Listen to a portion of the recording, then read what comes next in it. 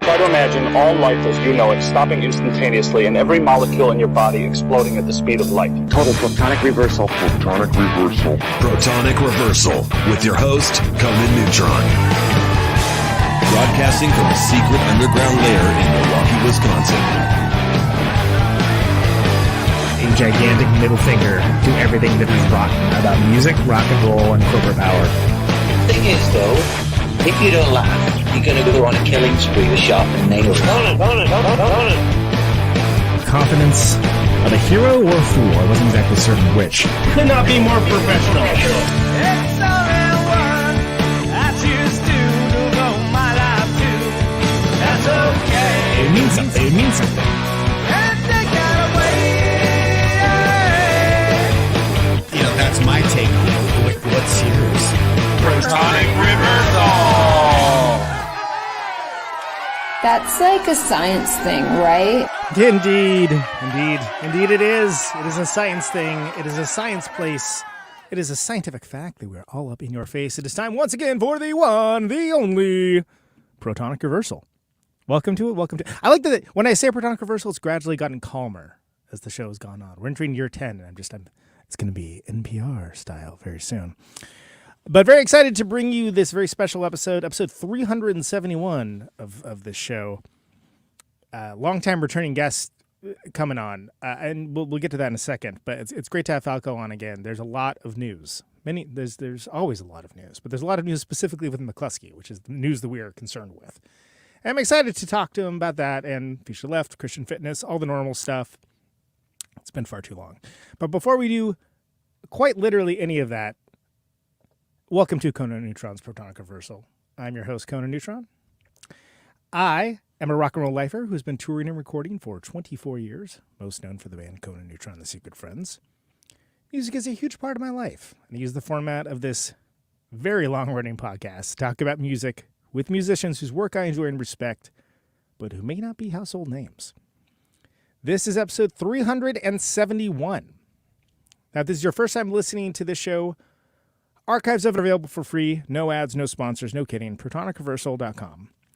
However, if you want to support the show and get episodes sooner, $1 a month at patreon.com/ProtonicReversal will achieve that goal. And if you like the show or even just a single episode, please feel free to like, subscribe on your platform of choice, share it around on the internet, and even leave a review. All that helps people discover the show. It beats back the almighty algorithmic overlords, and it's just a darn nice thing to do. So there we go. Falco returns. It's been quite a while, a couple years at least, and quite a lot has happened since then. I would say he's a man who needs the introduction, but considering that I'm doing an introduction, I would say that he does need the introduction. McClusky, Future to the Left, Christian Fitness, which premiered on this very show. It's the mighty Falco. Welcome back to the show, sir. Yeah, I would say that by definition, being on your show, I probably need an introduction. You know. I've never understood that phrase. Like, this person has no introduction. Yeah. Well, then what are you doing? It's just something people say, isn't it? It's like, you're not, see, we were talking about earlier, how tired I am. I say, a lot. I suppose it's just something people say when they feel awkward or when they feel like they have to fill in the space. Like when someone dies and you say things like, you control the finances now, little Timmy. He's only 6 or something. His dad's just passed or something. Right. Exactly like that. Yes. I think, but there's like joiners almost conversational joiners, pauses, etc. Yeah. It can't be all pure request or information, can it? Just like two servers pinging information back towards each other. There has to be a slight pause where we turn and look at the beautiful vistas which are offered to us every day. The language vistas, yes, indeed. The language vistas. And of course, being from California, dude is my cross to bear. It's a doodly cross, indeed.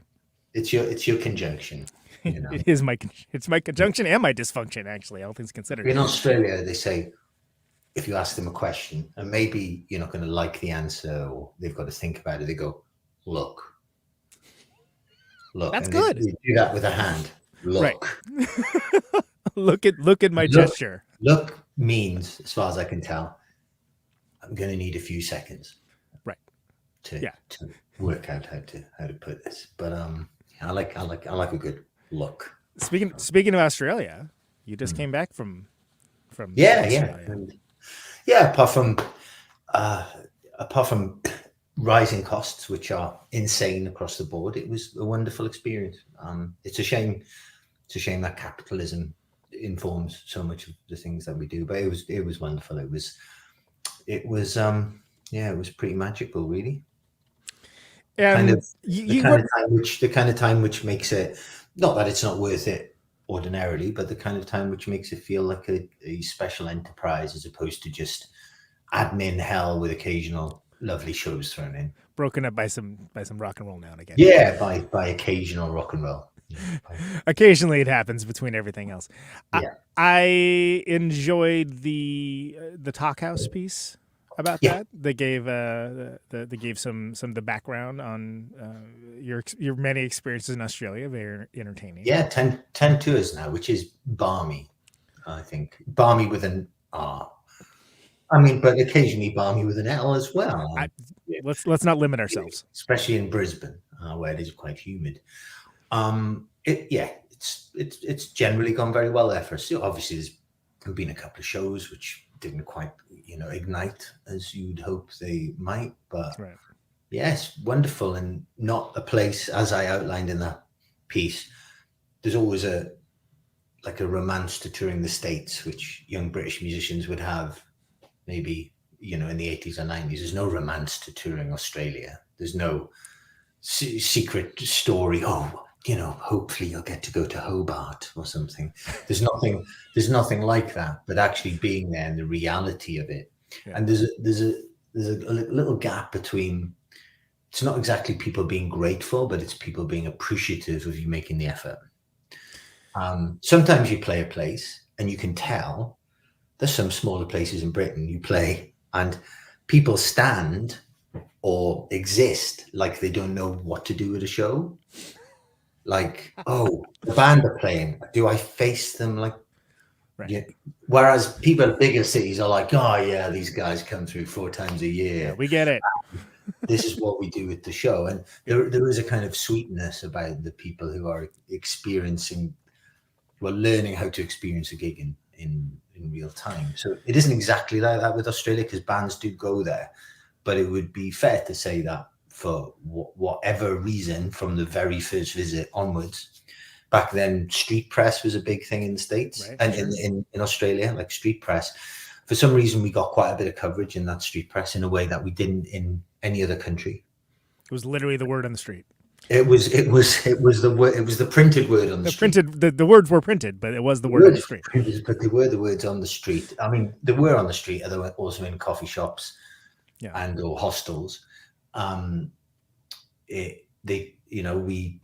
were taken to each other's hearts for whatever reason in that period of time. I guess certainly for fans, where they're in that age of great influence, which is, 17 to 24, I suppose. I've recently expanded it from 19 to 23 to 17 to 24, because I'm trying to be more inclusive in the use of all of my language.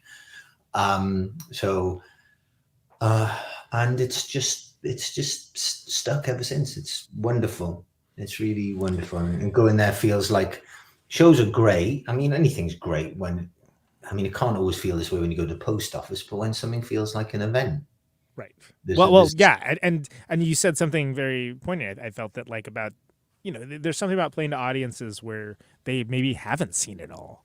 They're maybe not super jaded about literally everything. Yeah. I mean, there is something fantastic about really fucking giving it to an audience who think they've seen everything. Right.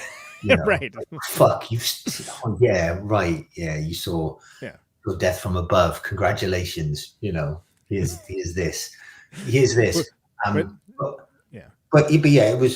just my not unaccountably, but there's a magic to it, which is very sincere, and you really feel a huge affection without people necessarily coming up to you all the time and saying, bloody love, you can't.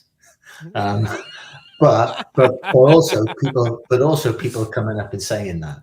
Right. And also with a particular Australian, it's not really a habit, particularly Australian peccadillo. I just wanted to say peccadillo. I'm not entirely sure if I'm using it correctly, but door staff seem to, who especially ones near dressing rooms, seem to go off duty just after you finish playing, because drunken Australians with no connection to the venue or the band seem to keep wandering into the dressing room right at the end of the show and going, I just want a bloody hell, mate. And you're like, listen, thank you. I love that. But right now, just fuck off. This is not the time for this conversation you were attempting to have. This isn't your place. Like, as in, this is our little private room, which we have. It's designated for us for the night. 2, stop eyeing up the beer in that way. Although being Australian, it's impossible. Even if they don't drink, they're genetically predisposed to seek it out. But that did happen a few times, and luckily, I mean, they don't have a lot to worry about with me. I'm a medium-sized a man as medium-sized men come. But Damien is. Damien is not only a large man, but he does have anger issues from time to time. I mean, he recently pulled a muscle in his face being angry in a meeting. So that's almost impressive, actually. I don't think I've heard that before. The sheer would that qualify as a workplace compensation claim? I don't think. What? So probably. Pull your own muscle. Don't stab a colleague. Yeah, right, that's that would be the. But he is a man who's capable of. But yes. As always, I am genuinely impressed by his patience and resolve, especially considering the fact that he was raised in 2 of the roughest places in Wales. Which, I mean, sweet man, but a staunch character at the same time. Not one who was a staunch character. Yeah. So. The shows are going well. How's the hearing protection going? Because for those maybe that we'll just say are not up on the latest, right? That's something that is new. Yeah, it's new. I mean, it's weird, as in you're fundamentally changing a part of the way you do something that you've done for 25 years, albeit not done as frequently as people would assume. McCluskey and Feature Left, we really don't play that often. Probably in the last 10 years, I don't doubt that you've done twice as many shows as we have. We've done. It is all about quality, not quantity, man. I would say no, but I'm just saying it's not as part of a fabric of our lives touring as people would assume for a band of our, and I use this term respectfully to myself, whatever relative status. It's not as full-time an enterprise, but it's still always been the way I've done shows since the late 90s, and when I started doing shows, just wearing in-ear monitors, which I was morally and spiritually opposed to before. I mean, I used, molded plugs, but using in-ear monitors under ear defenders, which the first couple of shows, I wasn't sure if I needed ear defenders. It's right on the borderline, but then there's a couple of the songs in the set, especially Chases, anything which is cymbal heavy. Right, because that's the thing that gets the hearing the most is the cymbals, right? It's certainly the instrument which echoes through my consciousness the most while I'm trying to sleep. So, I mean, it's cymbals. It's everything really, but the cymbals are the ones that do the most obvious and egregious damage.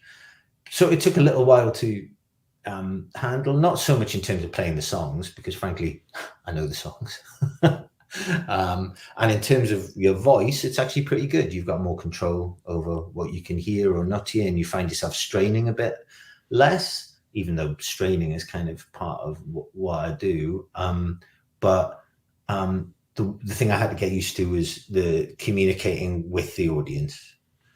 Right. You got like a mic set up so people can talk. It's not quite the same. To be honest with you, I've found, and this was generally true anyway, it's often best to talk at an audience rather than with it. the conversational engagement is not at the most erudite level usually. Sometimes. I mean, the thing is, it very much can be. It can be. But that's impossible to tell because it's an audience. Sure. And the back and forth is somewhat lost, especially if it's coming from like a guy at the front. It's somewhat lost on a guy at the back who can only hear one side of the exchange. It's not a conversation. It's half of a conversation. So, you know, I've got lines I say about, I usually, you know, hoping that any Libertines fans are going to get home safely. But that's just changing any of their carers who are with them, maybe help them get any public transport back. But really, I'm just adapting lines I used to do about Metallica fans back in the day. The keyboard line with them. Keyboard line. That was a great one. It always got a good laugh, you know. Move on. But the thing is, it's sincere and affectionate at the same time, and I'm insisting upon that. Sure. Even if it does appear mean, and actually it's more mean than that. But you know, you can just have fun with people. And at the end of the day, if you shout out, "Are there any Libertines fans here tonight?" You've really gone on a fishing expedition there. And right. if people shout back really excitedly, yes, then you know you've got a live one. Yeah, you need that volume meter for like the charity auction. Absolutely. Who are we? Or deciding on Tinkerbell's life, apparently, if you're, you know, if you're a Peter Pan fan. I don't want to, you know, sometimes use physical representations so you can remember things. I don't want Tinkerbell's light to represent Libertines for me. Right. For me, it's a disused room. It's a disused room and a, you know, the aftermath of some kind of smack explosion. And yeah. So basically the engagement of the audience is going to be more of a, it changes it changes it slightly because although frankly, the only time a really immediate back and forth really works is in quite small rooms. Sure. Anyway. Yeah. And there's a few of those shows on this tour, but there's a few which aren't. I think once you're over like 150 people, it's very difficult to manage that. You've got a lot of different voices coming at the same time. Yeah. So sometimes what's always better is you've got your little bit of shtick. People interrupt, take you off in a different direction. Yeah. That's when it works. That's entertainment.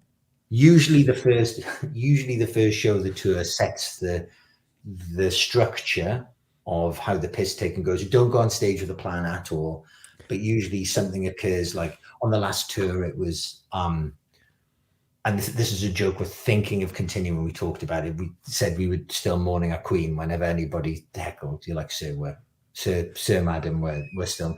So, but I've got a feeling we may be mourning our queen for a long time. It's a good bit. It's a good bit. Yeah. Yeah. It's a good, you know, because there will be some people in the crowd who will think, oh, I can't believe those guys. No, I didn't think they were monarchists. That's very strange. I wouldn't have them pegged for that. I'm gonna go back home and write about this. Wait till my blog hears about it. No, that's a canned reference. I guess they would be doing it on TikTok, wouldn't they? Blog. It's like saying tapestry, isn't it? Or woad. It's just a fun time, really, to say those words. Woad. Sorry, I like any chance to say the word woad. I love the word woad. So you got the U.S. states, and it looks as if they're going to happen, right? So that's good. Sorry, I had to. Let's you know, yeah, wow. Magic 8 Ball says, shake. The magic credit card says yes. Right. The magic scheduling, the magic childcare, the magic everything says yes. As we've talked about this publicly as well. If something happens, we're just going to have to weekend at Bernie's it and put them around on a fucking board or in a wheelchair. Just have like a recorded message that plays. Yeah. Aside from the trauma, and it was a traumatic experience, I lost so much money, and I don't have much money. It was horrendous. It was a proper going into emergency panic mode whilst very ill, trying to work out exactly what to do, because also, as far as I was concerned, I had commitments to not only Damien and Jack financially, but also the crew we were going to be using. So of course, I had to sort them out as well. People did chip in for stuff, but it was still financially it was horrendous and will take years to recover from. But then that's gone. I'm lucky enough not to have a chemical imbalance, which means that I can choose at times to focus on things which make me happy rather than things which bring back bitter memories. So I am simply choosing to focus. Occasionally I will go into a small room and cry, but I will emerge from that room spent in a tear sense, and then I will crack on with the other things you have to do. It's important in life to process bullshit and then move on, if you're lucky enough to be able to do so. Sometimes in life you're not able to do so, but I've been able to do this. Ultimately, if something isn't a proper health problem, then it's something which can be worked around. And by health problem, I mean something which affects your very existence on this earth. It's something which can be worked around, however, albeit sometimes with a lot of difficulty. But yeah, I've never had to become, believe it or not, I don't think I'm a very creative person, certainly not financially. There's a reason the next Christian fitness album is going to be called Bad Capitalist. Creative financial systems isn't always the best outcome for folks. And and the lyric is, she says I'm a bad capitalist. She means bad at it. So, there's more Christian fitness coming. I'm hoping to record it in June. Yeah. And this would be, good Lord, I've lost count. 46, 8. I think it's 8. 8th record? I was going to say 8, actually. I'll slow down a bit because I can't record as frequently, and I can't write as frequently because I have a child now who is asleep when I'd be writing. It is the 8th one. The 7th one was December 2021, by the way. Yeah, I mean, which is annoying. I mean, I should easily be able to do one a year, but I just haven't had the time and opportunity. I don't have a day job in inverted commas, but because of various family issues, life issues, I just haven't had a second this year. I've no. Right. When I do re-enter the job market, I'm going to have to find an extra 9 hours in the day from somewhere. So any time bending abilities that you or any of your viewers or listeners have, I'd be happy to hear them, up to and including narcotics. we can outsource the time management. No, actual time travel, perhaps. That's the only time. We're beyond time management at this stage. Yeah. This is time travel or time manipulation of some type is the only avenue open to us. Is there any plans to ever take any of the Christian fitness stuff and collect it, like it's like a box set or anything along those lines? Oh, a collection. Yeah. Honestly, if in 7 years' time I have to cancel something else and there's a desperate need for funds, panic is the mother of all invention. Panicked financial desperation would be the motivating concern. No, but that would be a nice. You see, the original idea was to do 7 albums, and then to start a new thing and do 7 albums of that. Just have a different name, but that just, I don't know. Tremendous Fence this time, perhaps. Tremendous Fence, yeah. Which is I'm glad I didn't go for Tremendous Fence, because Christian fitness, you can look at that a few ways, but Tremendous Fence, it's sweet. It's an affectionate combination of words, but really, it literally says I'm a joke. One of my very few pet peeves of music is the way that, as I'm sure we've talked about before, any music with any kind of humor in it whatsoever is immediately painted as being like some fake booby fucking Bloodhound Gang style of yes, absolutely, yes, goon show fucking Marx Brothers style romp, as opposed to being an element of something real. It's so rare for a band to be able to land it and not have it be equated with green jelly. Well, let's face it, not so much for the people who would be engaging like with yourself, but for most people, you can just see it in marketing terms. Describe a band as funny or intelligent, and the people listening just drop off. You're like, right. The visual cue of having that meter of applause, it goes just. Because basically, what funny means wacky, right? Or they think they're better than you, and intelligent means they think that you're better. They're better than you. Right, exactly. I mean. It may as well be a synonym for snide. And a snide, snide or British. There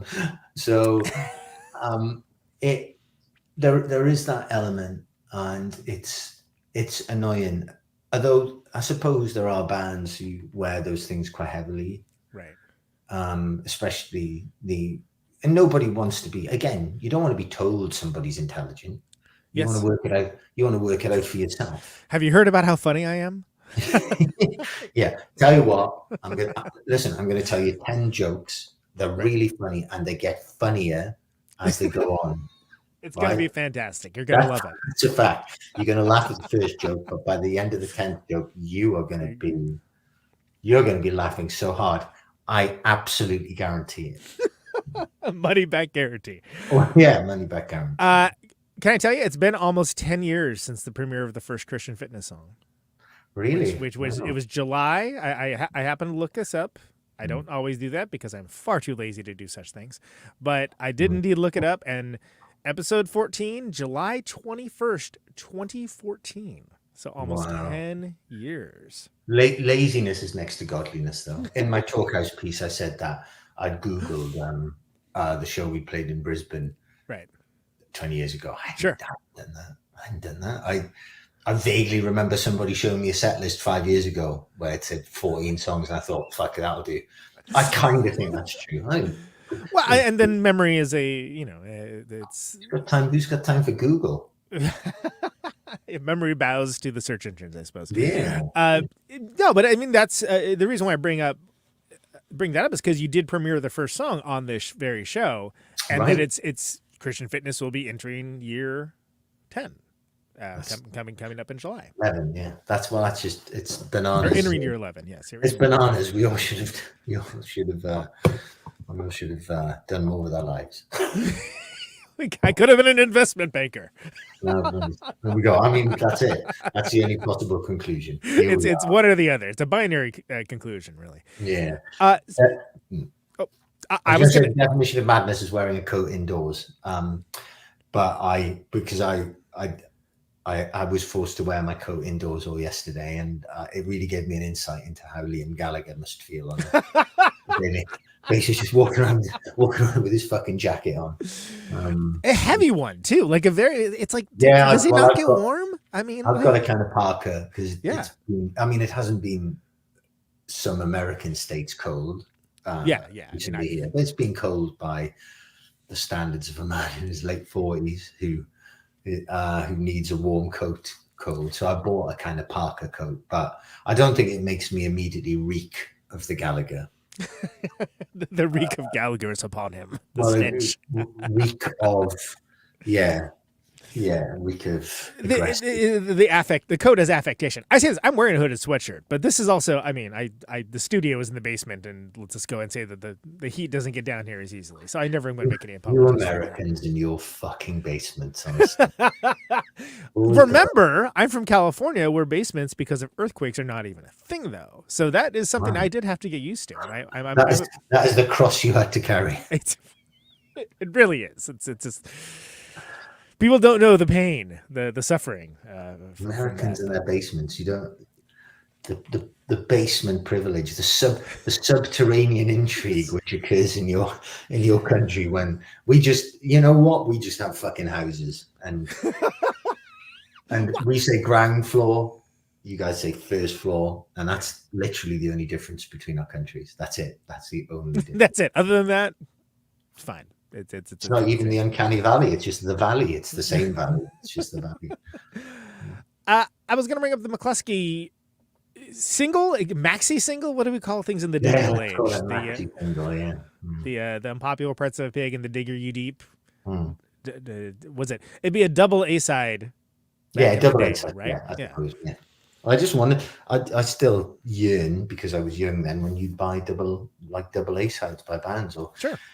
Actual records. It implies something which exists in the physical realm, but assuredly does not. Yeah, it was fun to record. We wanted to do some recording it's always good just to schedule something just to get your asses moving more than anything.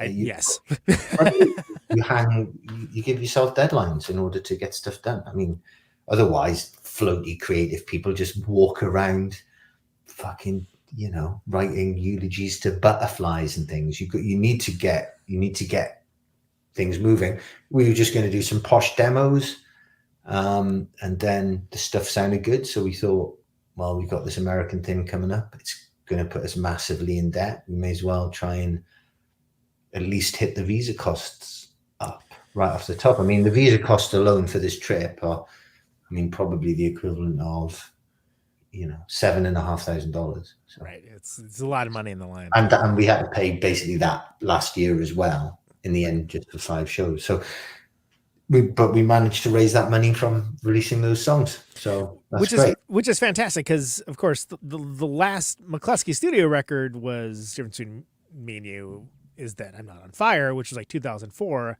and there was the compilation in a couple years later. But yeah, so and then there was the live band, the Gateway Band kind of live show.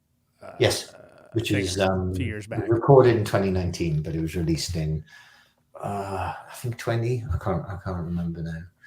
But yeah, so yeah, it was just really good fun. We had loads of fun doing it. We were there for 2 days. We did like 7 songs. Second night, we all got a bit tipsy and listened to the songs like in the control room.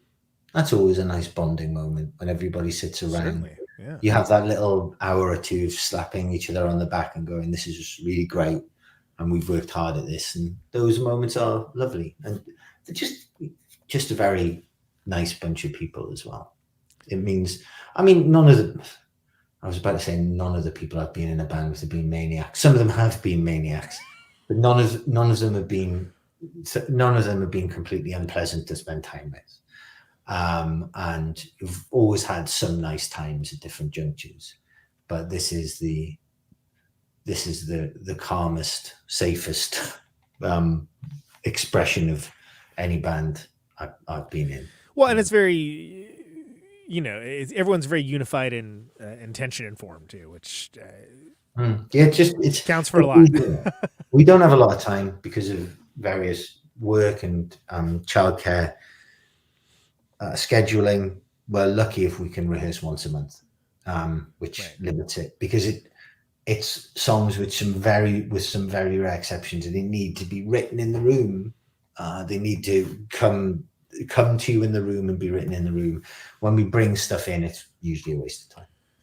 Well, because it's going to hit very differently if it's, you're playing on like a virtual amplifier and you're getting an email, listening to it while you're waiting for the bus. I think a lot of it's to do with the velocity of the voice. The movement of the air as a physical. It's the tangibles and the intangibles. I realize I'm stepping into Donald Rumsfeld territory. The known unknowns, of course. It's the tangible intangibles. Unknown knowns and known unknowns. Yeah, absolutely. R.I.P. to a legend. It needs to happen in the room. It's one of those things, again, we talk about when you talk about money in music. When I make money from music, I spend money on music. And all of my dreams with making money in music involve making enough money so I can make music. Make more music. Right, exactly. No, it's quite the relationship you have. So it would be great to be able to go full time in it as a band, to be able to rehearse like 2 or 3 times a week. Like some bands are lucky to be able to. I was able to do that with early Future the Left stuff for like a year or so. It was really good fun. Not always. Sometimes you run into dead ends and you have to find your way out of them. But yeah, it's a shame we can't play more. But when we do play, it's really good fun. It's really easy. It's easy.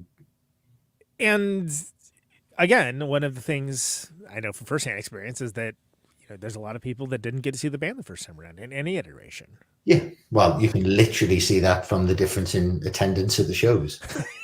Yes, absolutely. Yeah.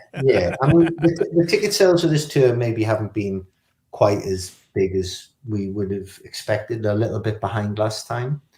but I think partly that's because people are waiting to see if we actually come after cancelling last time, and also a lot of people think their old tickets were still valid. They're not still valid, and I keep telling you that. You're gonna be sorely disappointed if you walk in thinking that's the case. You'll see that posted across various socials, but 9 or 10 times over the next month. No, your tickets from a year and a half ago are not still valid. No, not that one. Boston, no, not that one. No, LA, no, that not that. I think all of them, all of the shows aren't valid. What about that one too? No, that one also. that one. It's like, are you allergic to seafood? Yeah. What about if it's seafood? If it's seafood, just assume anything you're about to say.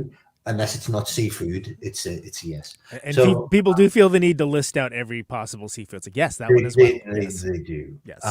But also that one, yes, and that one as well. Yes. So, but I can honestly say, as long as there's a couple of hundred people in a room, I just don't care. It's just going to be fantastic. It's going to be great. Very, very excited. Very excited. The amount of people. Yeah, it literally shows that.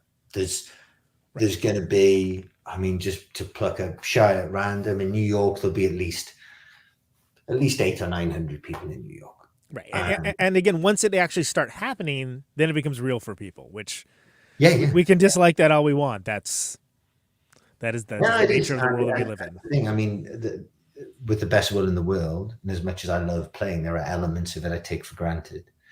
Because I do, otherwise I would spend my whole time going, wow, oh my God, check it. Look at his effects pedals. They're my effects pedals. Wow, what am I doing with those? What is this one? So Chauncey Gardner style, yes, exactly. Yeah, there's going to be an element of that. But I feed off that excitement. It's wonderful to me. It's wonderful. I can't believe how excited people are and how excited that makes me feel. It's wonderful. There's nothing wrong with any of that. Of course, there's an element of nostalgia to it, but as somebody who stands on that stage and plays those songs, I can refute any suggestions that it's mostly driven by nostalgia. It very much exists in the moment. You know, and I held my hand up like an Australian saying, "Look, look." in order to emphasize. So I'm trying to remember last time we spoke publicly and it was on this show, was Gateway Band had just come out. When did things click? I just looked it up, so that's how I know that. I don't have that good of a recall of information. But when do you think it changed from being, here's a joyful thing to do for this cause and for this thing to, why don't we just do this proper? Why don't we just be back? I don't remember a moment. I remember Future of the Left becoming increasingly difficult to do because of Julia and I sharing a very small child. Right. The practicalities of caring for whom became more difficult as our mothers aged and weren't able to look after. And also what you don't realize until you have a kid is you like your kid and you don't just want to go fuck off for 2 days. You want to be around your kid. You're biologically inclined to be around your kid. So, I mean, Future Left isn't over, far from it, but it's that became a lot harder. McCluskey just became easier and people wanted to see it. And when people want to see something, you get to dictate the terms a little bit. Sure. Yeah. If you've got a record out, people know that you want to tour and do some shows in this period. And if you're doing a couple of week tour and you got a show booked in Manchester on Tuesday and somewhere on Friday, people are like, well, you've got to play somewhere one of Wednesday or Thursday. Otherwise, what the fuck is going on? What are you even doing? Yeah, but so you're not a captive audience. You're a captive performer in a sense. You're kind of stuck in the formulas of the entertainment of doing the work of entertainment, which is to say that there's a certain degree of expectation and a certain degree of it's not that's an assembly line necessarily, but there are certain things that are done and certain expectations that come into play. And it seems like it really was born from this is something special we're doing, and let's keep this as special as possible. And also, we don't have to do it. So right. Somebody's like, we want to play the show. We want you to play the show. And you're like, we have to get together and rehearse 3 or 4 times. Right. That's going to cost us lots of money coming from different cities and stuff. We'd have to prepare for it. We're all super busy. Adult logistics, right? Yeah, adult logistics. Yeah. It's going to cost money to do. We'd have to be really, and you're not even fishing for it here. You're like, it's going to cost decent money to put together. So you just say, let's not bother. And you can't say anything more tantalizing to a promoter than that, it turns out. Like, what do you mean? Yeah, what do you mean? Here, have £3,000. And you're like, okay, well, we'll find a way to do the show then. Not enough money, eh? but then you see that you're worth that money, right? For the most part. There's the occasional show because demand changes, right? Because it's we have a whole new generation of music fans that never got to see the band at all of any kind. For most of the time as a band, you're playing places where, and I understand places have running costs, from electricity to paying off the mob to, staff to everything they have to do. But if you look at the top line and then your bottom line, obviously the difference is excruciating sometimes. So I hear. Yeah, but it is. I mean, I've had bitter arguments with venues before, like selling out a venue of 300 people, working out they'd taken $6,000 in ticket sales and being paid £830. You're like, hang on a minute. I want to take issue with some of the costs. I noticed that. Right. I won't name the venue, but I noticed you've charged us £800 for PA hire from this company, which are also owned by yourselves. Yeah, interesting how that works. I also see I've been charged £30 for Wi-Fi access. Oh yeah, that's how much our monthly Wi-Fi bill is. And you charge every band that comes through £30 for Wi-Fi access. I see you've charged us for towels. We get to keep these towels. Oh no, you don't get to keep the towels. I think you'll find we get to keep the towels. But that's not to say everybody's that unscrupulous. And you play some venues, sure. And just to pick them out of the air, particularly the Brudenell, which is in Leeds, the money you'll get from selling out that place magically is 800 or 900 quid more than it would be for nearly any other venue in any other city in Britain. And it's partly because it's run on more communal grounds than other venues, but they're still making their fucking money. Right. They're still making their money on the bar or whatever. I think it's a choice. What people like that do is they turn around to you and they say, without saying it, they say, we're all part of an ecosystem and we are not going to take the fucking piss out of you like everyone else. Right. I did a show in an academy, although our basically our touring rider said no academy venues. Academy is our kind of chain of venues, which I don't know if they're still in Britain because I don't go to see the kind of bands that would play that kind of venue. But I assume this, I think there's a Bristol Academy. But we played an academy venue once in Birmingham, and I went out for a cigarette and I was counting people out of the room just out of interest because we'd been done at these venues before. And I'm pretty good at walking into a room of between about 100 and 350 people and telling you how many people are in that room, because I've spent my life because it's necessary. I can go on stage and go, look at how many fire exits are there. We're on the ground floor, we're on the first floor. Okay, I'm going to go for a capacity of 285. There's 260 people in the room. I reckon about 215 payers, and I'm within 10% usually. But this time I came off in Birmingham, I counted 325 people out, 300 plus people out as I was having a couple of cigarettes outside, like pouring out, very approximate, but whatever. The guy comes up at the end, he's like, oh yeah, we're going to settle. He's like, we had 170 people in. I'm like, I'm fucking think so. Where? At which venue? Not tonight. Yeah. And he went 185. And I went, the tone of voice as the number changes is what sells that. Like, try more.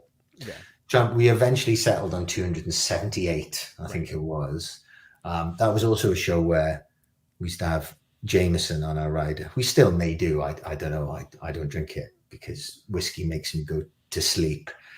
But we got into our dressing room and there was a bottle of Jameson with a red Smirnoff top on it.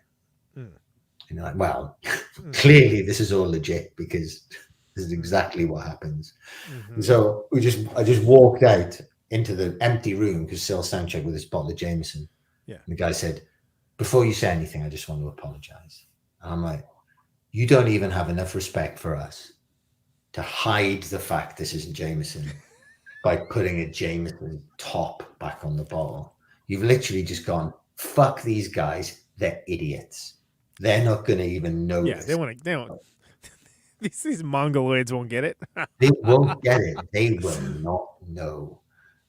So yeah, I can't remember how I got into that story. But I want to make myself sound cool because it's been a day of licking boots. So. Well, it's ultimately it's restarting the band as a proper band rather than as a limited series event. Maybe it might be said for television terms. I mean, it was fun as a limited season event, but it's just as much fun as a proper band. Sure. Like I say, it would be nice to be a proper band and have the time but that's an opportunity which is denied to the vast majority of people who play music and love it and enjoy it. It wouldn't necessarily be better if that were the case. I just have a little bit more money and we'd have a little bit more time to play. But who knows? Maybe it's that pressure. Maybe it's that compression of time and space which makes for special music. Myself, I don't buy any of that bullshit. I don't. I make the best music when I'm happy and relaxed. Yes. Yeah. No, I'm there with you. That's when I'm a happy, nice person. I've had a nice day. I walked my daughter to school, had a nice email from a nice person. Maybe I then had an extra half-hour nap, and then that's when the proper creativity does not come from, sourcing Alzheimer drugs from your mother, then running to your job in the blast furnace. That's not where art comes from. Or rather, that's not where art comes from for me because I'm not a fucking maniac. Well, and yeah, the idea that you must have some great tragedy to fuel artistic goals. But again, we probably talked about this. I can never remember what the hell I've said. Sure we have. But that's what the song title "She Will Only Bring Me Happiness" means. Right.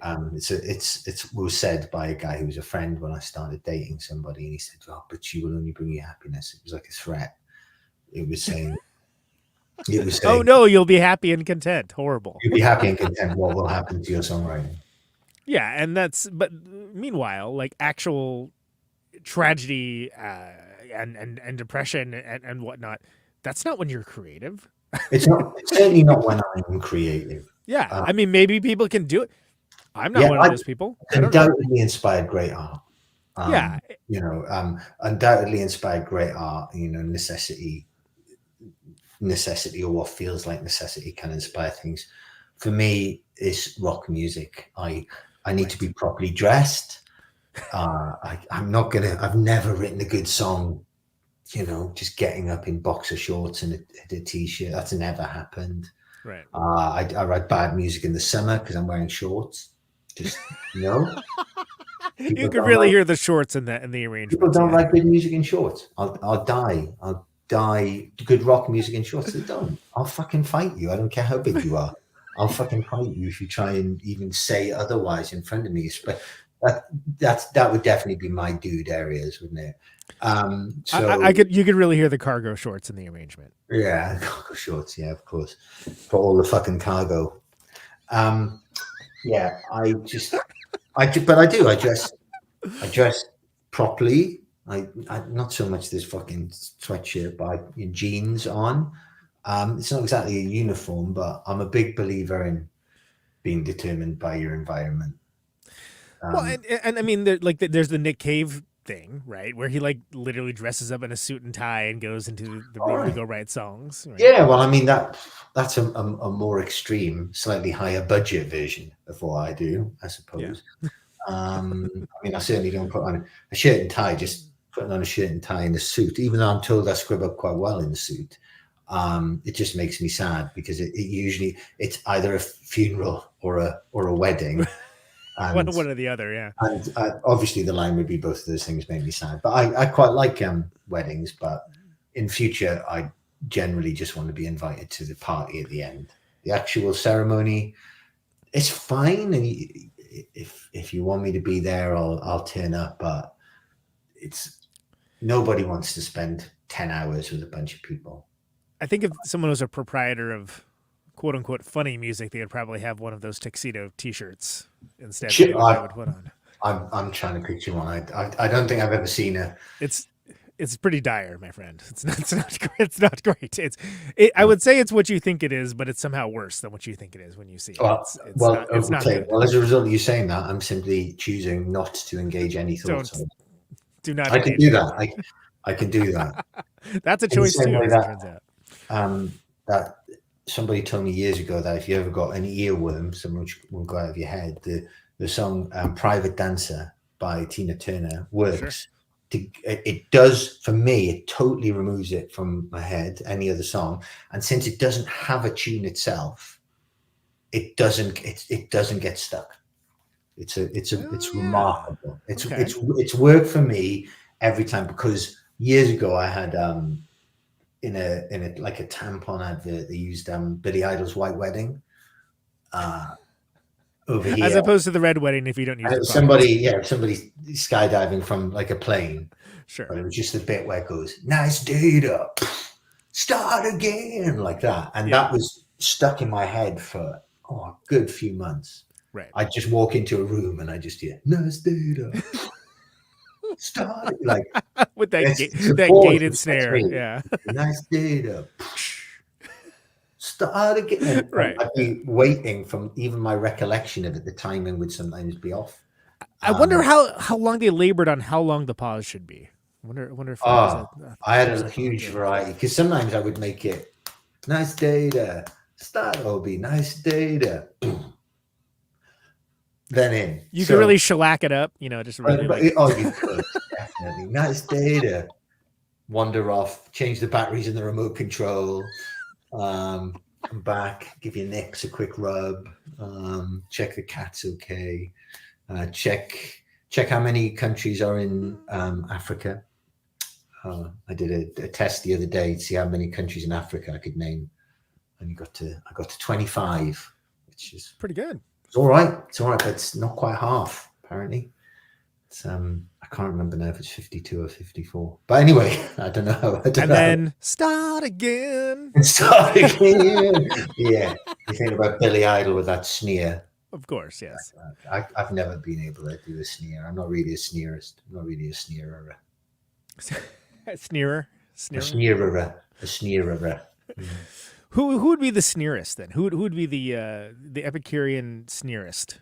In what, life in the world? Sure, yeah, the Arbiter of Sneers. Yeah, who would be the Arbiter of Sneers? I don't know if there is an Arbiter of Sneers. I feel like that would be a great affectation.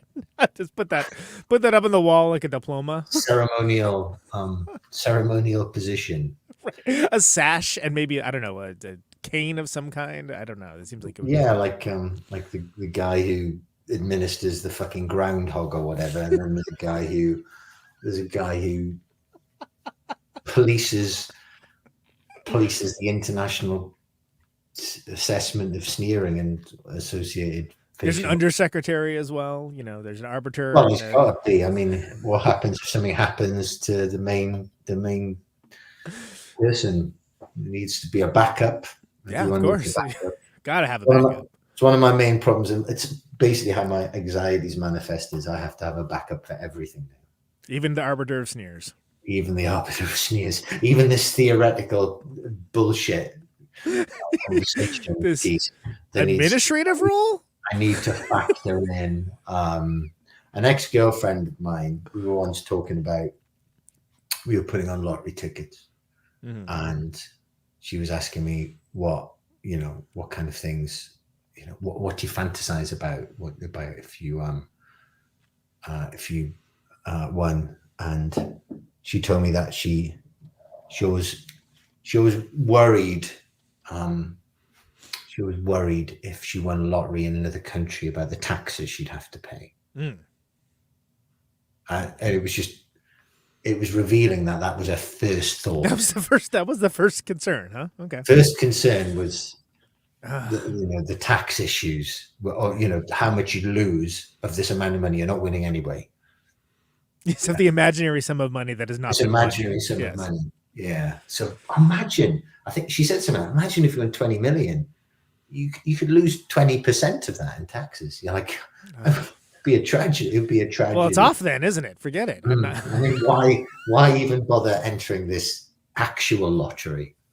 When all this theoretical money is being taken away by the theoretical government. It'd be awful. I mean, it would be absolutely awful. For some theoretical project, one would imagine. For a fucking hospital. For a theoretical hospital. What do they even do in those places? Not a lot of hospitting, I tell you that. It's just doctors arsing around. I still mortal fear. I don't know. I honestly don't know how Americans exist in your fucking country, knowing that you could get cancer and suddenly that's 150 grand. Yeah, it's a real civilized way to be. Let me tell you. Yeah, I mean it's not fantastic here. The fact that healthcare is tied to employment, what a great idea with no possible drawbacks of any kind.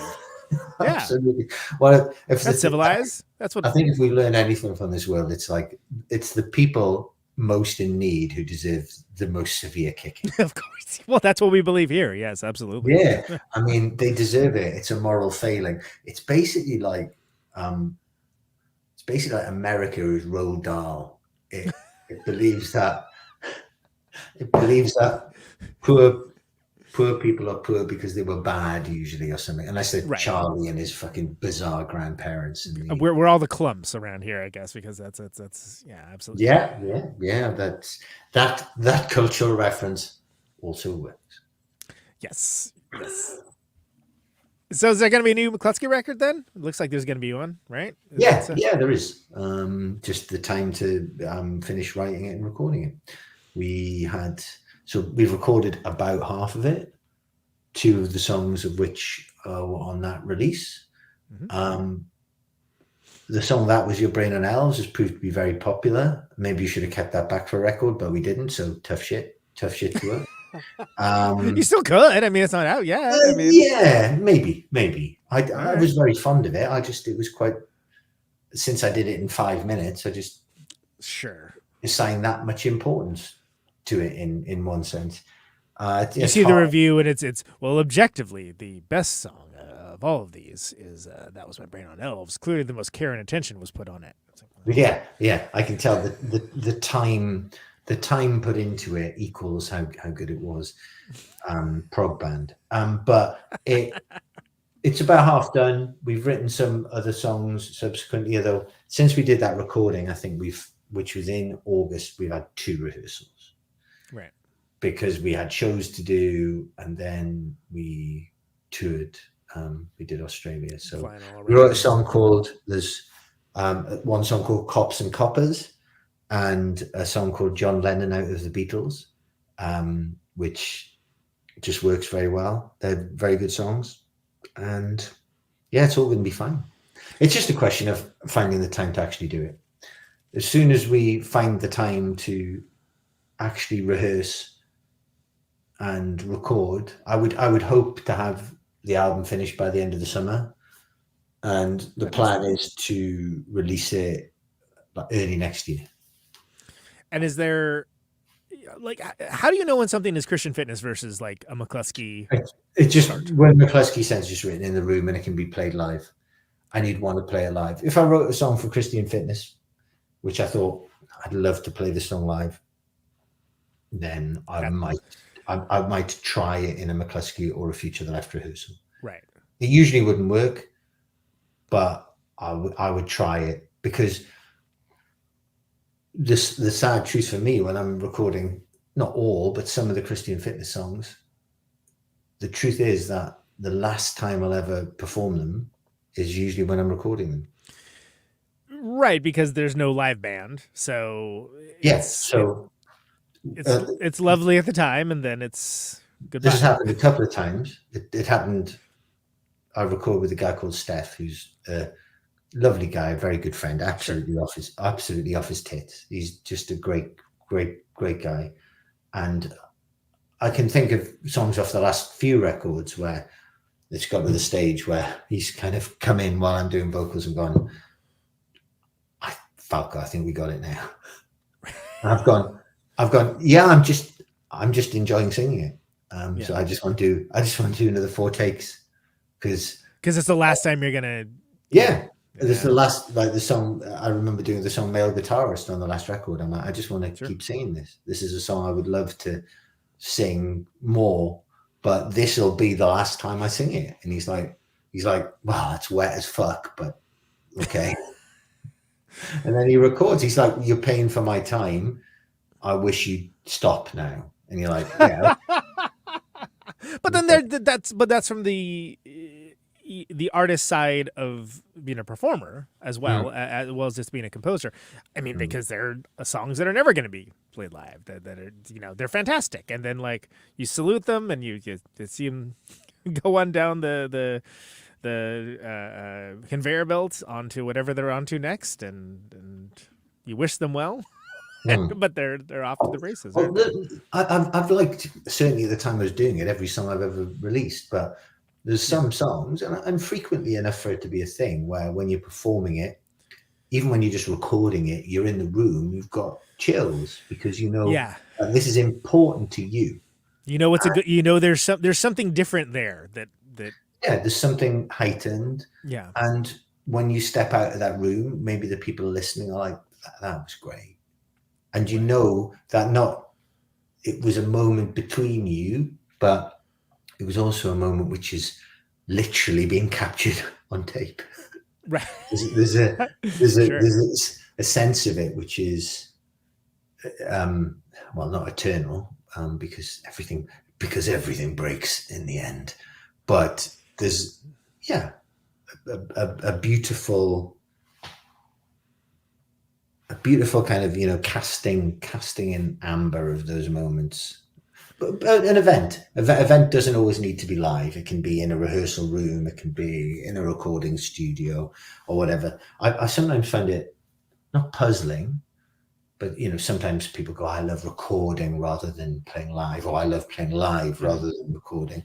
I feel bad for those people, because I love all of those things. Yeah, it seems like it's not a full experience without both of them. For me. For me, certainly. I mean, I get it. Some people are just naturally more,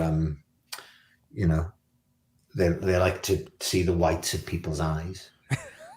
Literally, they have. Harry Nilsson, he was certain convictions. He didn't like performing. What was this thing? He loved composing music, loved writing it, loved recording it, but did not like performing. Yeah, and good on him. But for me, it's plenty of bands that love performing that shouldn't make records at all, if you ask me. But whatever. Peace and love. Thank you. No names mentioned. You don't need to name. We all need to ever mention names unless it's the Libertines. I'm only joking. Well, how about something like Nuance? How about Nuance the musical? Because that was the one that instrumentation wise, it's different, right? Am I thinking of a different? Yeah, it's got a lot more strings. It's got a lot more strings and keys and stuff. Like lush arrangements. Absolutely. We might say, I was very proud of that. I was. I think it worked really well. There's an element sometimes where because I'm always writing songs even at the last minute, which are superseding existing songs, much to Steph, who I record with some frustration. There are maybe a couple of vocal things I would change on records, and by vocals I mean the quality of the recording of the vocals. That's kind of down to me doing it at home. Mm-hmm. I'm not an audio engineer, and I can be a very lispy singer. Use a lot of S's in my words. I find myself going through songs sometimes, and the only real editing I do of my lyrics is sometimes changing words from being very essy word. I seem to deliberately choose essy words for songs. It sounds like such a minor thing, but it can be quite distracting. Essay words and essay questions would be exactly. Well, that would be the Mars Volta album on the topic. They are the essay questions of loud music. That's true. Yeah. But yeah, that shows how boring I am, because that's probably that's the main obstacle I face in making rock music is S sounds and what to do with them. As Steph tells me every time we record, right? You can either exaggerate them or take them out. And when he says lispy, he says, by lisp, do you mean you're not saying an S or saying too much of an S? And I can never quite work out what to say. I'm always like, you're the engineer, make it better. That's kind of a sound of one hand clapping sort of question. Like, I don't know. I was never thought about that before, but now I'm not going to stop thinking about it. Thank you. Very much. And the second that the album has a philosopher budget, then he or she can be engaged in answering that question. But until that time, make it sound better. It'll be like when the 80s had a saxophone budget, but this time it's now just dispensed for philosophers there. Adjunct studio. I know some good people who play the saxophone, and that's all I'm saying about the instrument. I'm not saying one way or the other. I'm just saying there's a lot of saxophone in 80s records. I am saying that. Okay. I'm saying what I said. Fair enough. And I'm saying it on the record. I know a lot of good people who play the saxophone, which is like, it's one of my favorite quotes. You've got a good face for radio. I like that. Right. Absolutely, yeah. So with Future of the Left, there's going to be a few Future Left shows that are coming up. I saw. Hopefully this year. Yeah, I haven't arranged any yet, but talking to just a couple of. Will one of them be Conan Neutron's birthday party? Probably not, right? Probably not. No. We'd need. Probably not. But maybe like 4 in the UK. Next year is definitely going to be taken up with. This will be celebrated not on my birthday and not anywhere close to where I live. Yeah. I mean, almost in opposition to your birthday. It really is. It's almost like a. It's strange how contentious this is. Fuck you, because that implies a lot of focusing on your birthday. Right. There's a symmetry there somewhere, I suppose. But yeah, maybe 4 shows, couple not that far away. Yeah. So our kid can come to 1 or 2 of them, and then we don't have to organize any ridiculous babysitting, because she wouldn't like that, and she'd bitch us out for it. And since she just spent a few weeks in Australia, her ability to use swear words has increased exponentially. Are you blaming that on the continent? Well, she's always had a bit of a swear. She's always been a swear cop anyway. Right. She always comes up to me and goes, "Daddy, Mummy said the S word." And I go, she's Australian. It's to be expected. Does she issue fines? That's something many children do. We were walking around. So between the Melbourne shows, we were walking around Melbourne Museum, and we were walking around looking at the dinosaur bit. And she went, "Daddy, I know what the C word is." I'm like, "Oh God." I'm like,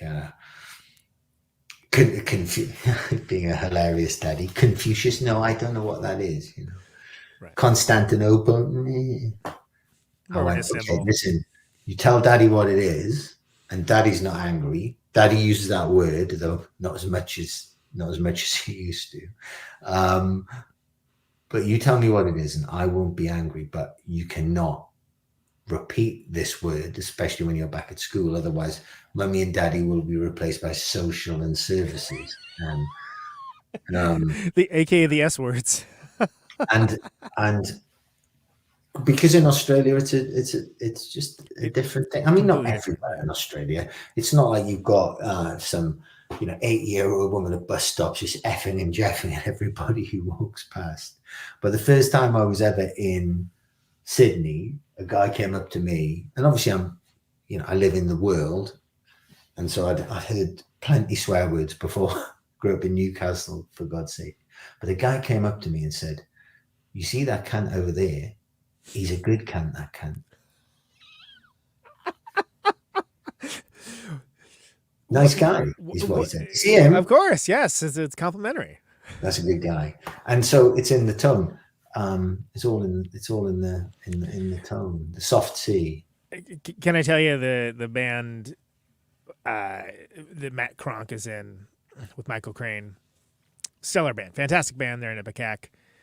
They've recently changed their name, how it's printed anyway, to be CNTS, because in America, of course, it's a far different situation. And they were running around being an excellent band with a name that man would find probably amusing or not amusing at all. I don't know. The thing is, say for example, you go on stage in Sydney, because you really play in a kind of pantomime. I told them they should go play Australia. Go tour Australia. They'll be fine. In fact, they'll go straight in.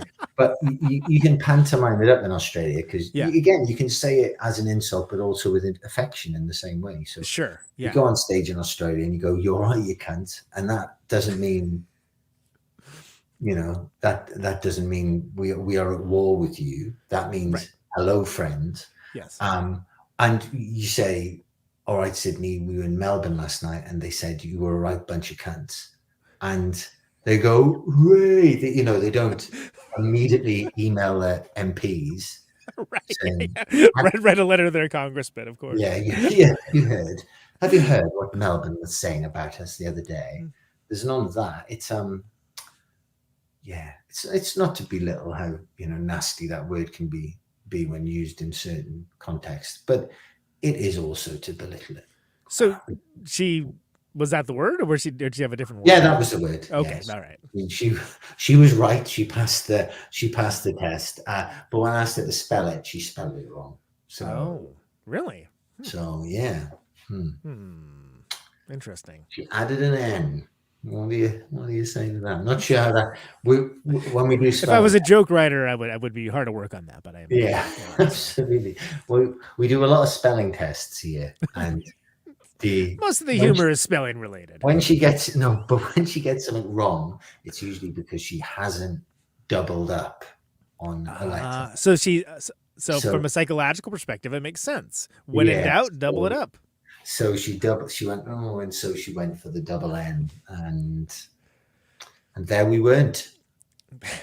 But yeah, she did, and then we went to see the cool Lego exhibition. Oh, fantastic!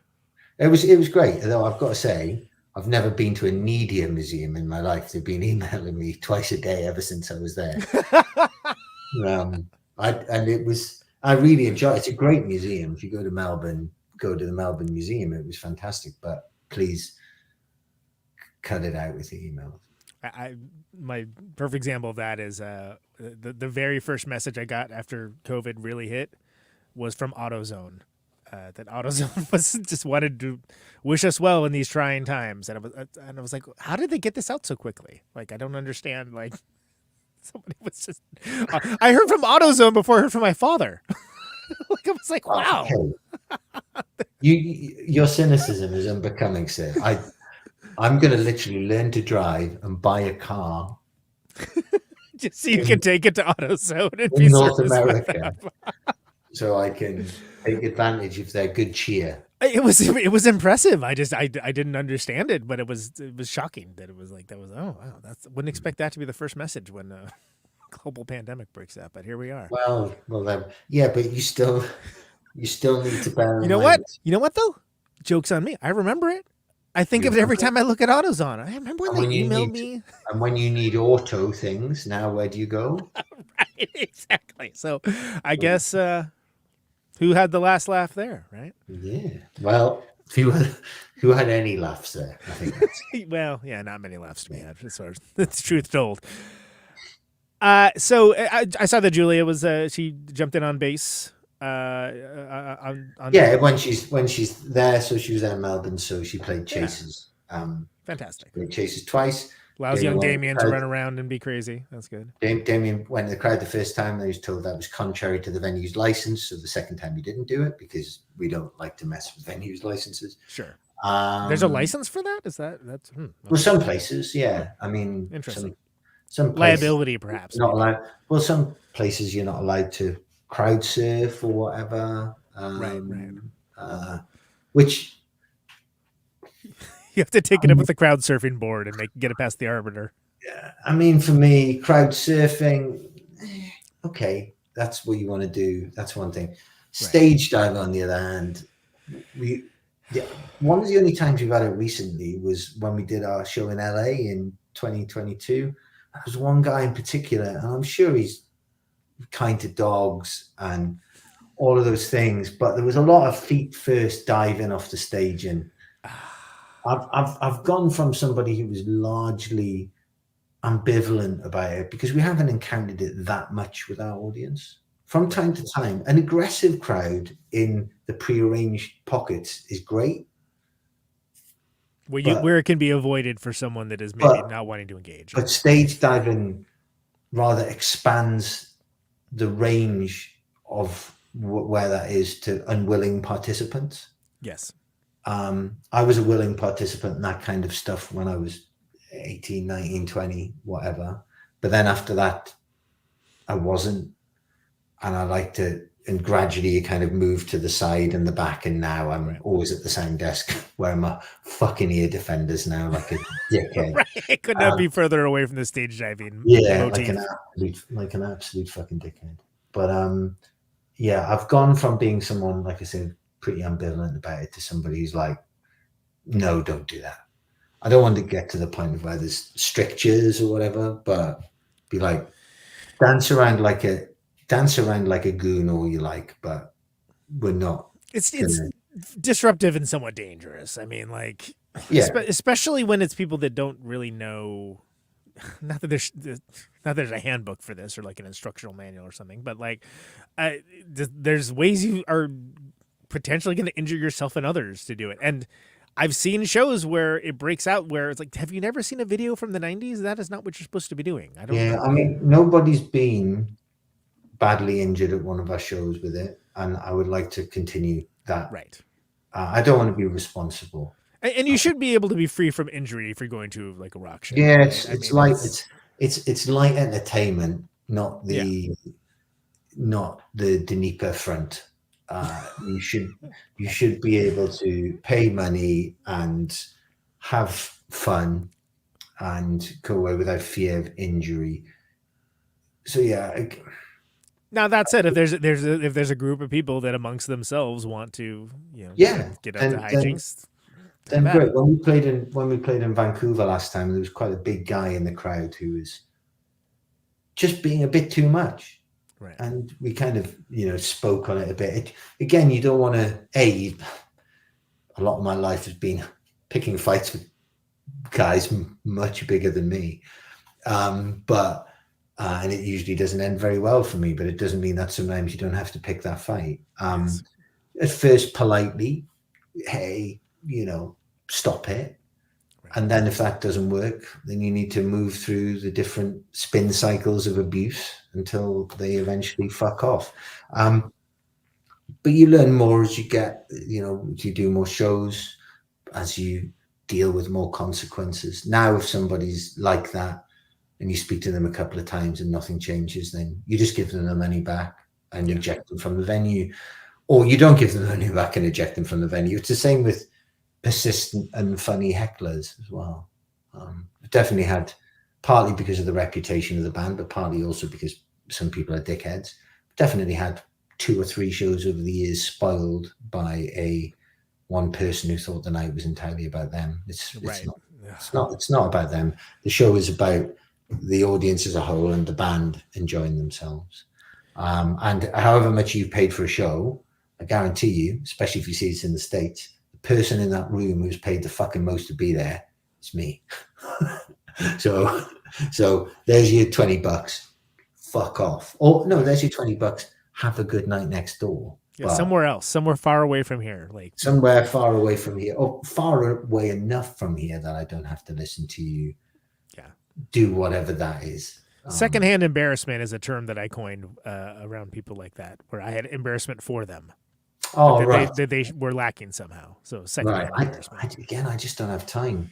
The last few years, like the idea of taking up the slack and other people's emotions, I just don't have the opportunity. The one thing I do know is that I'm very excited about this tour. Making it happen. Yeah. It's I mean, I don't want to, I said this yesterday when I was talking to somebody about, I don't want to be the narrative. I don't want the narrative to be, rather, to put those words in the correct order, to be that I've kind of come through something. And by narrative, I mean my own narrative, because we all have our own personal narratives. I just want to go out, come out to your similarly failing country from our failing country, and I just want to enjoy myself playing rock shows. I've looked forward to this for such a long time. Yes, it was great to have a taste of it doing the 4 shows we did in 2022. They were fantastic. Yeah, but just being in the van for a bit and doing some shows, I cannot wait. I could do without the intrigue of carnets and the cost of visas, but that is simply the price of doing business. And time of this recording / broadcast, 29 days from now. I just looked it up. Oh, right. Yeah. So the first show is on the 4th. Yes. Isn't it? In fact, check. Look at this production value here. Mm. Oh, look at that. It's on the screen. Wow. Which, if you're an audio listener, you have no idea what I'm talking about. March the 4th. Yeah. March the 4th. Wow. Exactly a month. So that reminds me, there's a few other things I need to arrange. So there you go. I'll put all the tour dates, of course, in the show notes as I do normally, because again, it's hard to get any information out there at all in the world. But yeah, you've got Ganser, who I've recently actually become a fan of, are playing the Midwest states. They're playing Caterwall, aren't they? They are indeed. Mm-hmm. And I'm when is that? Excited to have them. May 24th to the 27th, he said confidently. Right. It's into May. I know that. It's before Primavera. In the May. Yeah, great band. And Martha's Vineyard Fairies, of course. I think Mini Beast is on in Boston. Yeah. In Boston. Cambridge, as I'm repeatedly told. Boston. They get so specific about that. Twin cities. Honestly, it's basements in your twin fucking cities. Yeah, it's like you cannot possibly imagine how little anyone cares that's not from here. But anyway, that's neither here nor there. Then again, I'm the one that for years made the distinction between Oakland and San Francisco, and I'd be like, well, the thing is, though, it's actually Oakland, which is a very different city, and it makes sense for the people from there, but everyone's like, we don't care. How about this? If you've got different cities, move them away from each other. Or start a city far away from another city. I'm amazed that people treat Milwaukee like it's a suburb of Chicago when it's like it's an hour and 45 minutes away. Like it's not close, which doesn't mean that I haven't done that drive, went to see the band that I was there to see, and then drove back immediately after I was done. Don't get me wrong, because I'm that kind of person. But it whatever. That's a completely separate discussion. Anyway, there's a lot. Let's see who else is playing here. We got Pure Adult, right? They're playing Brooklyn, and then here's someone else is playing as well for the first 2 shows. So that should be lovely. Roger Taylor and the Hip Sharks. Right, something like that. It's a long name. It's really hard to remember. Long band names. I don't know what they were thinking when they named that. It was horrible. No, it should be good. I'm looking forward to all of it. It's almost as if they weren't expecting a live show ever. Anyway, but yeah, this is coming up. Folks can get there's a link tree now, right? A website. Yeah, I set up a link tree. It just seems simpler. Yeah. I was looking into doing a proper website, but there's not really the need at this time. People just need a link to fucking do the thing, right? To do. They don't really want to see what you think about the new. I can't even think of a band. The new Libertines record. Yeah, they don't.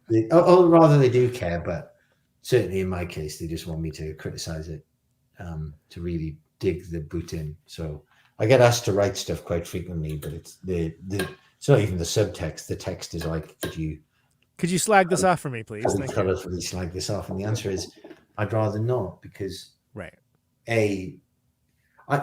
I mean, the things which really exercise me, but I'm furious about far fewer things than you would imagine. That should be the poll quote. If this was a print article, I would insist that be. But this is the thing: when you look at people who write columns, they have to get furious about something all the time. It does seem exhausting, doesn't it? Yeah, I'd be exhausted. I mean, like I say, I'm exhausted just talking about it. Frankly, the things which annoy me, I've got 3 topics. That's it. Maybe, and occasionally a new topic will wander in, courtesy of something which is in the news. And oh my god, I'm going to have to lose a topic if I'm going to become a specialist in another topic. I can only think of I can only be annoyed about so many things at the same time. So yeah, I kind of struggle with that aspect of it, and also I don't like to. Even though I don't like most musicians' music, I do genuinely like most musicians. And it's probably, even if it's not for you, then it's coming from a place of. But it really isn't for me. And if I'm at a show with another friend or person who's similarly minded, it's nice to shit talk something a little bit and have fun. But it's publicly denigrating people. I mean, there has to be a reason to do that, I think. And most of the targets would not be deserved. They would not deserve such scrutiny. And ultimately, who fucking cares? Like, if people getting on stage and playing the music they love gives them the magic, because music is magic. It's magic. That's the thing which unites a lot of musicians. The thing I like about musicians as well is well, the good ones, I know it's the childlike wonder at the world in general, but their music in particular, their excitement at it. I really love that element of it. And, not just really, well, in fact, particularly non-successful people, people who don't make a living from it or whatever, they really are in the trenches, but they still love it. They're still devoted to it because they know it brings them those moments of magic, those really pure moments of magic. And you might objectively look at the music those people make and go, that's horseshit. But that doesn't mean that magic is any less real. And it really is. And I really love that. I love when you spend time with people who are touched by that magic. It's mostly a very pleasant experience. Like I say, even if those people are deluded beyond all human measure, it's really lovely spending time with musicians. And I kind of crystallized that. So I think I always felt that way, but I crystallized that thought particularly at the start of all the lockdowns and stuff, because I was denied just a few hours a week spending time with people like that. And I include myself in the deluded few.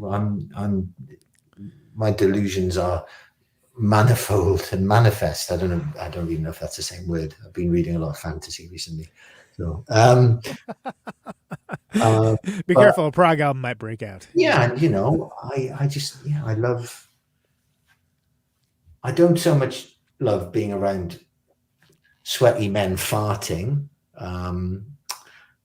or packing up. I tell you, I've packed up fucking leads into a case too many times now, and I'm badly as well. I still kind of properly, no euphemism here, I still kind of properly coil a cable, and it is genuinely not. It's genuinely not through a lack of effort. I have sat through.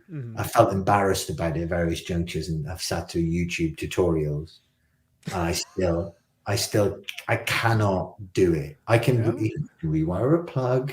I can do all the things a person needs to do to get through the world. Certainly. But I cannot, for the life of me, fucking coil a cable and put it in a case. I cannot do it. It is a source of undying shame for me.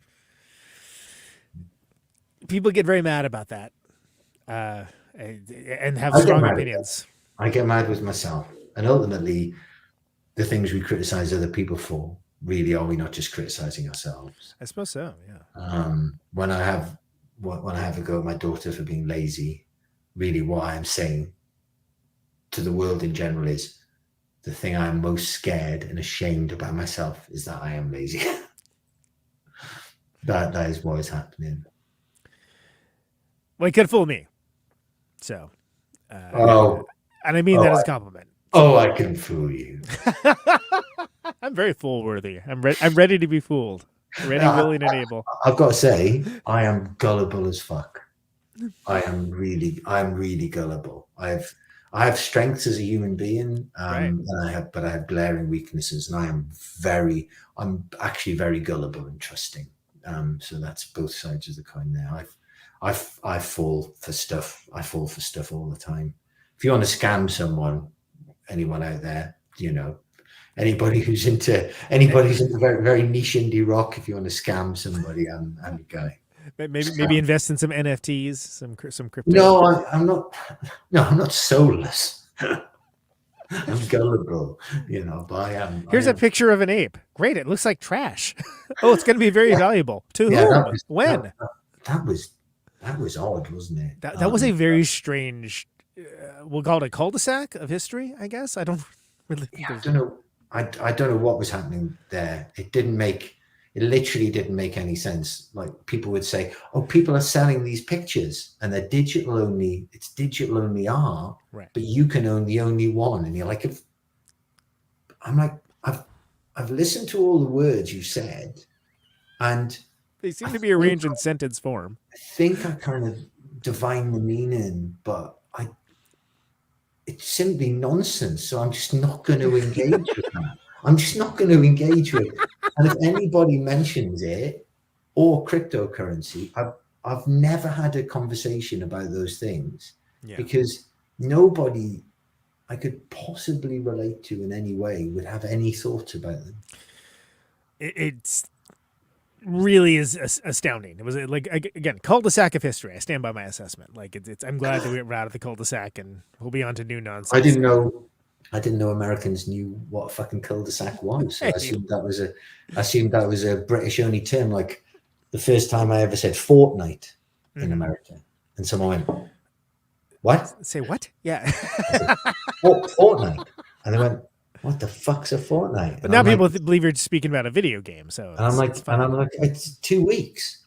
Yeah. And they're like, 2 weeks. But then I had to think about it, and it was like, oh yeah, 14 nights. I'd never really broken it down before. Just a fortnight was 2 weeks. I hadn't worked out how I read it in a book first. And I remember, as I was, common for me to do, I was like, what is that word? Let me look that up. And then I'm like, oh, interesting. Okay. So it's not for that. That's the only other difference. Other than that. That and the thoughtfulness of AutoZone, of course. Yeah, of course. I mean, but that's more of a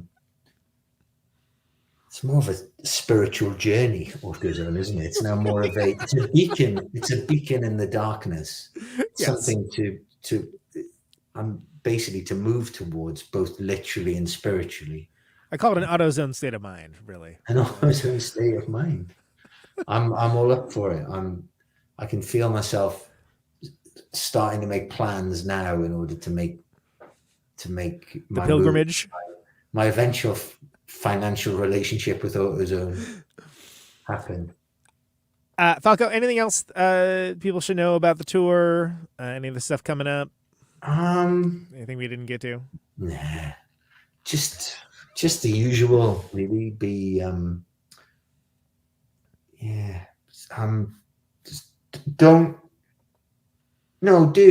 when you announce a tour somewhere, people always say place the different place. It's sweet on some levels. Play Morocco, play Brazil. It shows that people want it. Yeah. But I would like people to, and some people do this, I'd like people to post it. I'd like there to be more ironic posts of that nature rather than actual posts of that nature. So if that balance could be changed somewhat, because some people do. Play the moons of Jupiter, okay. Yeah, play the moons of Jupiter, or because we always get people asking us to come and play Australia when I've had somebody ask when I was going to come and play Melbourne as I was in Melbourne airport. And they go, we just played. Oh, no way. You're like, yeah, I'm leaving now. Yeah. I was on stage 14 hours ago. I've gotten, hey, when are you playing Nashville? Like, and yesterday. We played it yesterday. Where were you? Like, but that's the nature of the world now. It's this asynchronous communication that is so asynchronous. How was it pre-internet, though? How was it pre-internet? How did people find out? Like, was there They had to wait for the word on the street, I guess. The carrier pigeon of like a smoke signal. I don't know. Line past going Anthrax Wednesday, or whatever. Exactly. Anthrax on Wednesday. So if we can, the parrot said it. If we got time in between beatings, maybe we could go down and catch Anthrax. This astonishing talking bird just told me about this Anthrax show, so I guess I'm gonna Wednesday. It's Wednesday apparently, so I should go. Wednesday at the Dog and Duck. No, yeah. I don't know why that's the funniest part of that whole exchange for me is at the Dog and Duck. That's yeah. They would be a cliche British pub names: Dog and Duck, Rose and Crown, Hope and Anchor. Right. It just has to be a thing and a more different thing. Yeah, a thing, and a thing which isn't exactly the same, but isn't completely unconnected. Right, exactly. That's the if you were gonna do a pub name generator, that's what you would have to the logic you would put together. I don't know who that would be for, but the Wilson and Phillips. We're gonna pop down to the Wilson Phillips for a few. You're coming down to Wilson and Phillips later for. You're gonna do what? What are you doing? Hey, everybody needs a dream. I wonder if they'd have a pool table. These are the questions that we'll have to answer at another time. Hopefully, it won't be 1,031 days until your next appearance on this show, which is how long it's been since last we talked. 1,031 days. God damn it! That was probably just after. Just after Gateway Band was released, as we canonically established. Probably, so that was before I moved to Bristol. All right. Yeah. Well, I never. Falco, thanks so much. I'll see you in 29 days. What did I say earlier? Yeah, that'll be a very nice time in Los Angeles. I look forward to it. It's not going to be too cold there, but as we then venture further east, it will get colder. Yes. So I'll dress like Liam Gallagher and scare the locals by also forming sentences. It's going to be lots of fun, and it is going to happen. You could invent a brother to slag off too. That would be good. That'd be a good my brother's physically bigger than me, so I'm good at slag. I'm better at slagging him off. That's good. It's important to establish a pecking order. He's good at slagging off, but he's not a professional. No. I'll put the links all the different shows in the show notes and the link tree and all that. Thanks for coming on the show. I'm glad we got to make it happen. And my pleasure. Yeah, see you in less than a month. It's going to be good. Yeah, absolutely. It's going to be good. And hey, don't fuck it up, man. I promise nothing, but expect everything. I'm going to press leave studio. Right. that's the move. Yeah, is that what I press? If only you could do that in real life. I have no comeback to that, which is the perfect end. Take care, Falco. There he goes.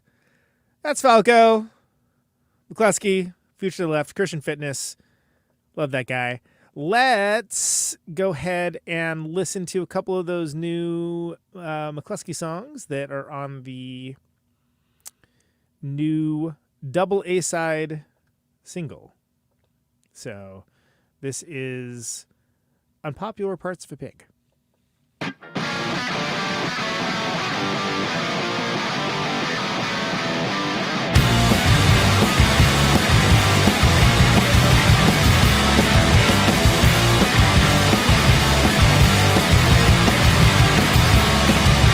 Delicate seeds come from delicate flowers. That was the horse shit she fed me for hours. I'll slash my nails, I'm not in my lane. I'm no one in the goddamn sex that afternoon. I prophesize your death, ay, ay, ay, ay, ay, ay. And that's not the best thing that happened today. There was blood, of course, there always is. I recommend the show if you want to help the kids. The unpopular parts of a pig, I taste nothing without its permission, I swear. The unpopular parts of a pig, I'm sorry, but no one enjoys picking blood from your hair.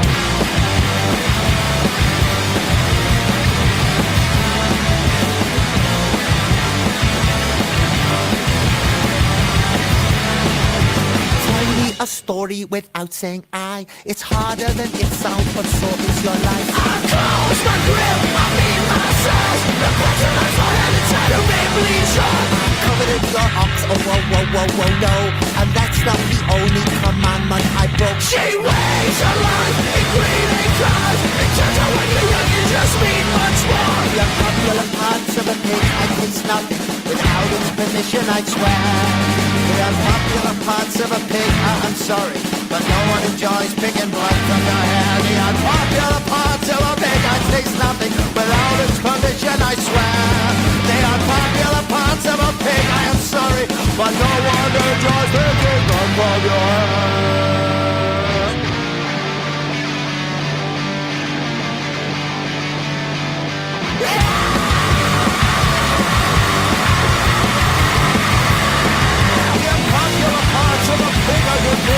The unpopular parts of a deaf fucking pig. The unpopular parts of a pig are good business. The unpopular parts of a deaf fucking pig. The unpopular parts of a pig are good business. The unpopular parts of a deaf fucking pig.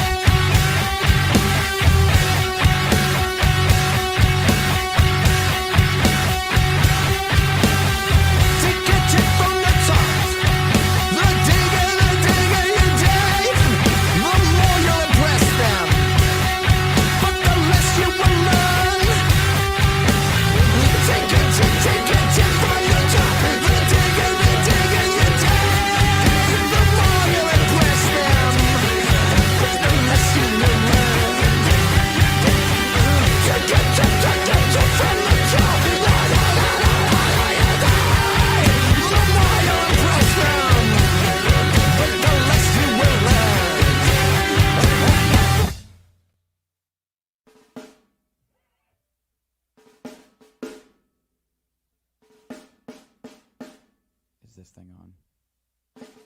There you go. A little McCluskey for you. Dig you deep in popular parts of a pig. You can find McClusky all over the United States of America very shortly at the time of this recording. Please check out the show notes for all that information. Yeah, full disclosure alert if you couldn't tell how deep the shtick went. Conan, Neutron, The Secret Friends on the LA and San Francisco shows. So, be forewarned. Name of the show is Conan Neutron's Protonic Reversal. Thank you so very much for listening to it. This show airs generally Thursdays, 8 Eastern, 7 Central, 6 Mountain, 5 Pacific. Streaming live on YouTube and Twitch. Podcasted later everywhere. Always free. No ads, no sponsors. No kidding. But if you like the show and you want to get episodes sooner, you can do so at protonicreversal.com. Always. Always for free. And join the Patreon. $1 a month. Advance access. Patreon.com/Protonic Reversal. Helps keep the lights on. Literally helps keep the lights on. And helps support the show. So appreciate for people that do that. There's going to be more and more watts of power as I step up production for a bit. Coming up to the 10th anniversary. Thanks everyone for liking the show, subscribing on your platform of choice, sharing episodes around. All that helps people discover the show, and it's just a darn nice thing to do. Deeply appreciate it. Into electricity. Stay safe out there. Can you hear me now? Check you later. Out on Route 128, dark and lonely. I got my radio on. Can you hear me now? Can you hear me now?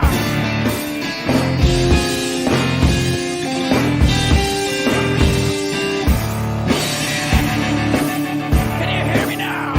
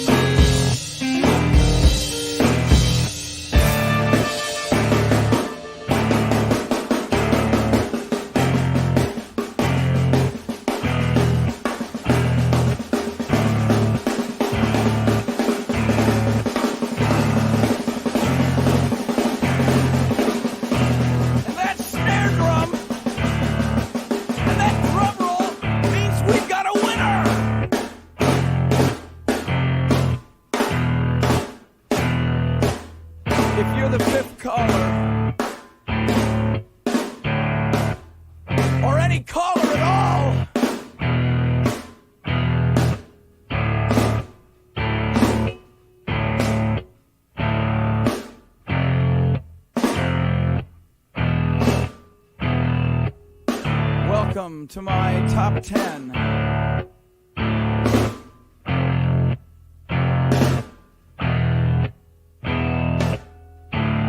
I'd like to thank our sponsor.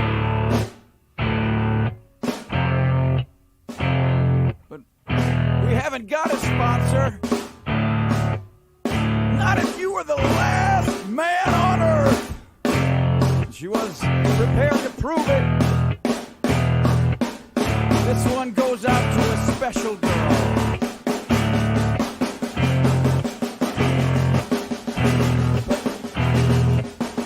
There is no special girl.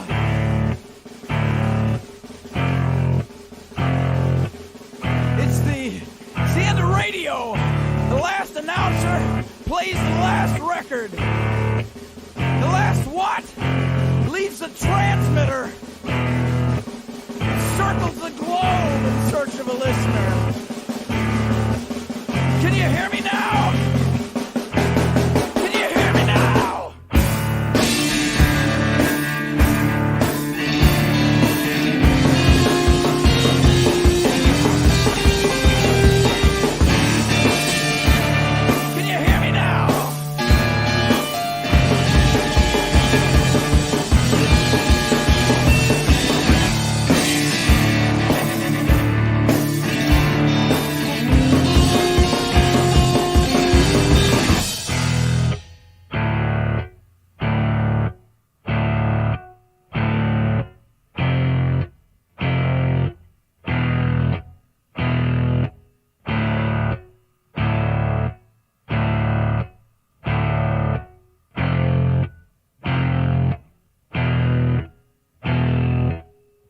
it really broadcasting if there's no one there to receive?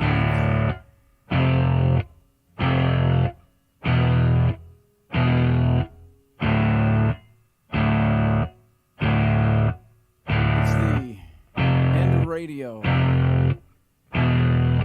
As we come to the close of our broadcast day,